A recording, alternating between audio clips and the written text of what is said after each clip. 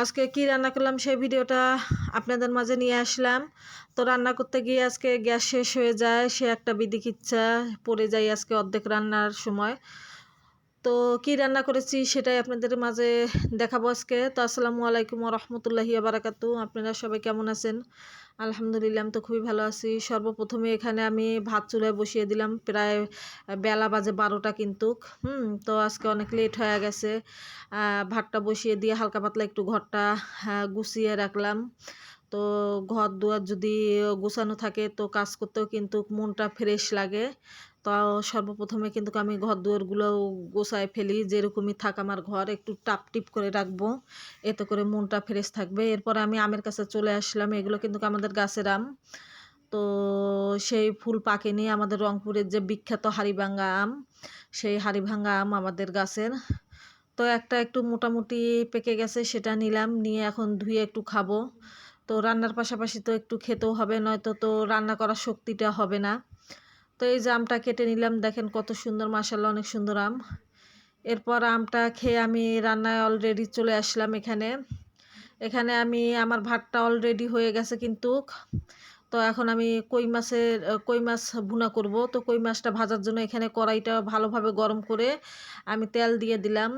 আর অবশ্যই মাছ ভাজার সময় তেলটা যদি খুব ভালোভাবে আর কড়াইটা গরম না হয়, মাছগুলো কিন্তু উঠতে চায় না কড়াই থেকে। তো আমি এই কড়াইয়ে রান্না করব, এই কড়াইয়ে ভেজে নিব, ফ্রাই প্যান আর বের করলাম না। আর কই মাছটা আমি আজকে ভুনা করব একদম মটরশুঁটি দিয়ে ভুনা করব, আর সাথে মুসুরের ডাল করব।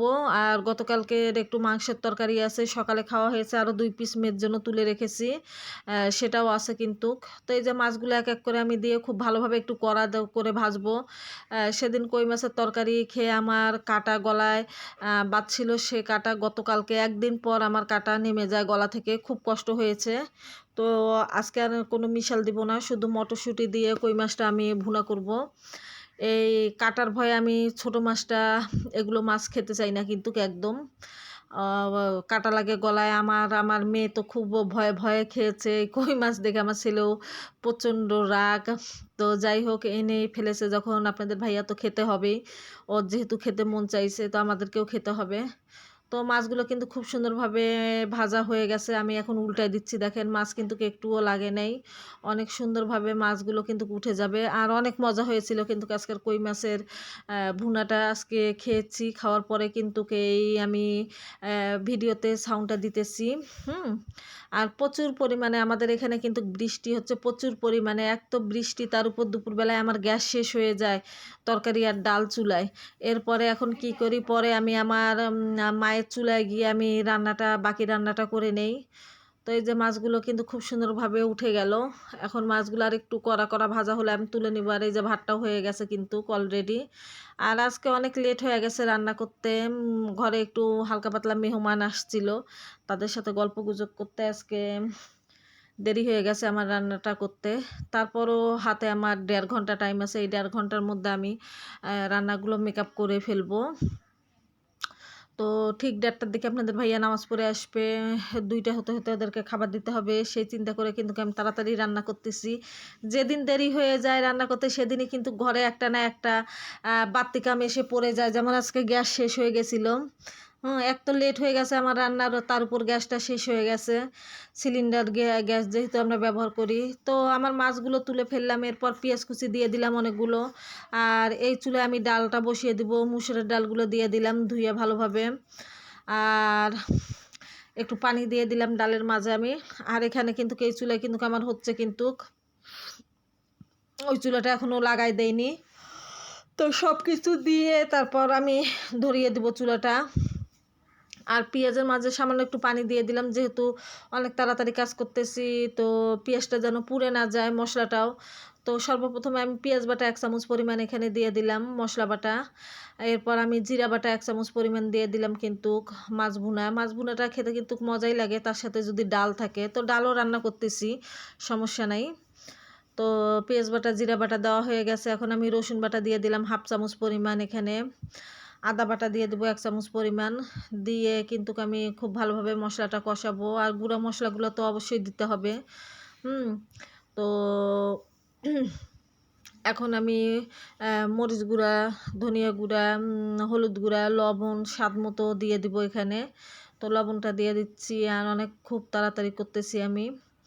তো বন্ধুরা, আমার যদি ভিডিও আপনাদের কাছে একটু ভালো লাগে অবশ্যই দেখে একটু গঠনমূলক কমেন্ট করে দিবেন। ভিডিও না দেখে কেউ কিন্তু কমেন্ট করবেন না। এতে করে না দেখে যদি কমেন্ট করেন, এতে করে কিন্তু আপনাদের সমস্যা হবে, আমারও সমস্যা হবে। এরপর মরিচের গুঁড়াটা দিয়ে দিলাম, দিয়ে ভালোভাবে নাড়তেছি।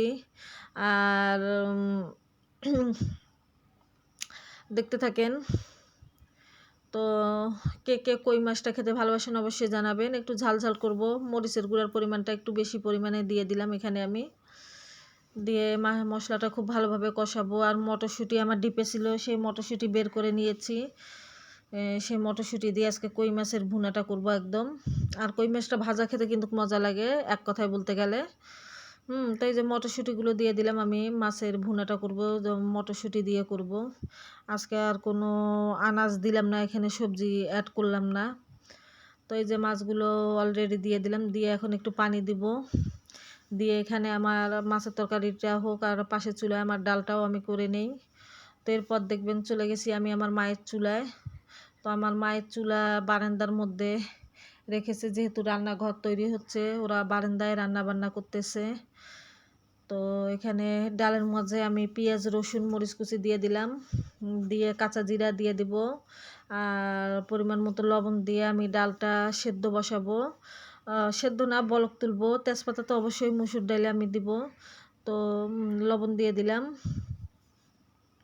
দিয়ে এখন আমি ডালটা প্রেশার কুকারের ঢাকনাটা উপর রেখে আমি একটু বলক তুলে এরপর আমি কিন্তু হলুদের গুঁড়াটা দিব।